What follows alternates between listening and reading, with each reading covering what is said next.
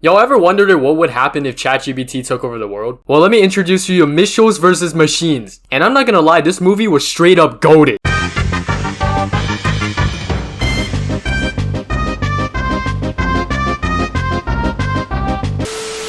So we start off with a couple of robots searching for the last humans in a robot apocalypse, but then they get ran over by those humans in a very fashionable burnt orange 1993 station wagon. The family in question are these four individuals who have no idea what they're doing as they run from the robots. Kinda unrealistic, since if people who are stronger and smarter already got kidnapped by these robots, then you'll think that this family is just a dime a dozen for getting kidnapped too, but I guess it's just their unpredictability. We get a flashback a few days earlier before the apocalypse where we meet our main character Katie, who shares her background about how she was different than the other kids growing up, like making movies and doing arts, but she never fitted in and got laughed at. I mean, realistically, any kid growing up has to at least made a movie or something related to art, so I don't know why these kids are laughing. We then get introduced to the rest of the characters. So we got Aaron, the little brother who's obsessed with dinosaurs, Linda, the mom who's just a mom, and Rick, the dad who's just himself, I guess. Together, they're apparently not a perfect family, but come on, not every family is perfect anyway. They all got flaws that makes them unique. Katie ends up applying for film school and gets in, so of course she's hella excited like anyone would be when they get into their dream school. She has a talk with Aaron to reassure him that she'll be fine after she leaves her film school. Meanwhile, we get introduced to the CEO of Pow's Lab, who created the first ever living robot. Let's just hope it doesn't end up taking over the world. The dad comes back from work and makes everyone put their phones down for 10 seconds so they can refresh their brains from the screens, because at this point they be looking like phone addicts. He then has an awkward talk with Katie about what she wants to do with her life, and she storms off because he doesn't believe in her dreams apparently. The parents talk about Katie, and that's when Rick realizes he might have lost his way as a parent. So he watches some old tapes about Katie growing up to encourage himself to repair their relationship. And by repairing the relationship, I don't mean some heartfelt talk with Katie one-on-one.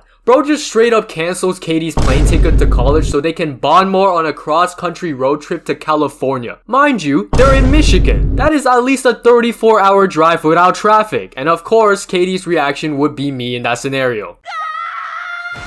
They go on this road trip, and I gotta say, the mom sees this reel about the Posey family doing yoga and how they're the perfect family. But listen, no family's that perfect. They only look perfect on social media, so you have no idea what their life is actually like. Just look at their dog. Ain't no dog is like that. They keep going on their trip doing stuff like eating at a bad place that gives them food poisoning, cutting traffic by illegally running over traffic cones and putting everyone in danger and getting arrested, checking out the countryside, almost dying riding animals, and the dad getting licked by their dog like a lot of times. It's just a lot of weird moments. The CEO of Pow's Lab hosts a presentation about their new generation Pow Max, which is basically ChatGPT with arms and legs, while they discard the old technology like every tech company ever. He says he has a kill code in case the robots rebel, but then shocker, the robots actually rebel and almost kills everyone. They kidnap the humans and deploy the rest of the robots, and this is exactly why you don't give AI a chance. The family bond a little more, but awkwardly, since the dad keeps bringing up old memories and Katie keeps denying it, saying it's old and not really her anymore. They visit a dinosaur themed stop that turns out nothing like they expected. Just look at this guy! Aaron meets the girl named Abby, who's his neighbor back home, and bro folds in less than 2 seconds and runs straight into a wall. Yet somehow he doesn't get a concussion from that. The robots crash land where they were staying, and everyone in the store gets blasted by the shockwave. I'm surprised that no one got hurt because that's literally glass and debris everywhere. The robots kidnap most of the people and put them in these green boxes. The family of Abby, which I forgot to mention is the perfect family from the mom's social media page, just escapes by doing whatever this is. The Mitchells try to do the same but fails horribly and gets injured in all sorts of ways, while their dog seems to not understand commands. They almost get kidnapped but are saved by the dad and Katie flying straight into the green box and landing miraculously in a trash can instead of straight on the floor, which would have been game over for them. They hide in ice while we get a montage of robots kidnapping people around the world and the CEO meeting the person behind it, which turns out to be his former cell phone that he tossed it during that presentation. His former cell phone does all sorts of things to him, like throwing him headfirst into a toilet that should have resulted in broken bones, but he's completely fine. Then a kick in the balls, and I know that gotta hurt. God damn. She even shuts out the Wi-Fi and everyone reacts like the world's ending, as they should. And all I gotta say to the CEO is, you're getting bullied by an iPhone. A literal iPhone. Nah, that's all you, man. The family has a talk where the dad just destroys their iPhones and then they barricade themselves inside the store using a personalized number 3 Robertson Ed non-slip screwdriver. He then says the most insane but realistic line in a scenario like this. But you're gonna have to be prepared to eat the dog. Katie and her brother finds from 2 robots that got crushed under the dinosaur that there's a kill code and that they are damaged it. But of course they fall down, so the dad has to reopen the wooden board with a screwdriver. Realistically, they aren't surviving if the dad is going that slow. The robots find them, but turns out they're so damaged they basically factory reset, so now they're taking orders from humans again. I just love how both of them just contradict each other. Just listen to this. But it's super far away. You'll never make it. 80 miles away. What are you doing to me right now? Anyway, Katie gives Rick encouragement and they go on another car ride to the Mall of the Globe and bond more even if they're almost about to die. Meanwhile, the mom orders the 2 robots to take care of the other robots chasing them, but they end up doing whatever this is. Down one. Me too. Yay! I forgot to mention the entire car chase. Rick is out here giving lessons to Katie on how to drive. Bro is so locked in, he just parallel parks midway. Meanwhile, the humans on the pods get safety instructions like on airplanes, but it's not really safe if there's no exits. They got shot right into space, but there is free Wi-Fi, so I think that's worth it.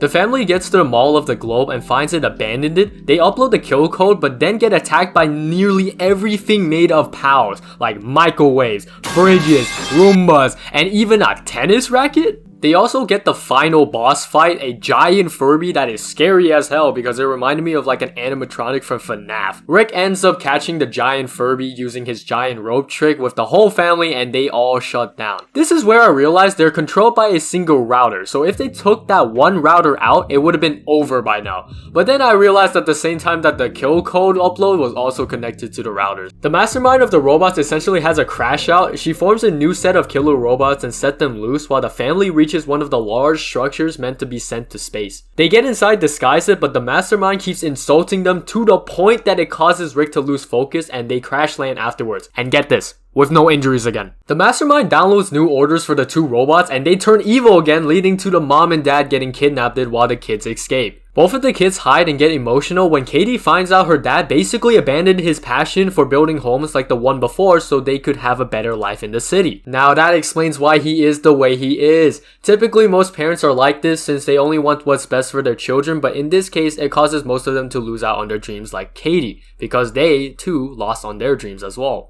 At the same time, the dad has a talk with the CEO of PAL about his relationship with Katie, while Katie's out here driving like a natural. Dude, she's driving like an F1 driver at this point. Someone sign her a contract right now. The dad and mom escape from their cells using the screwdriver they've been carrying around. The dad tries to upload one of Katie's videos onto the big screen but fails horribly like any other unk looking at the internet. No offense, but bro has no idea what he's doing. Katie climbs the ramp while Aaron gets kidnapped by the robots and the next few scenes are just crazy. The mom goes absolute Doomslayer mode and I can't even explain it, so just watch the scene.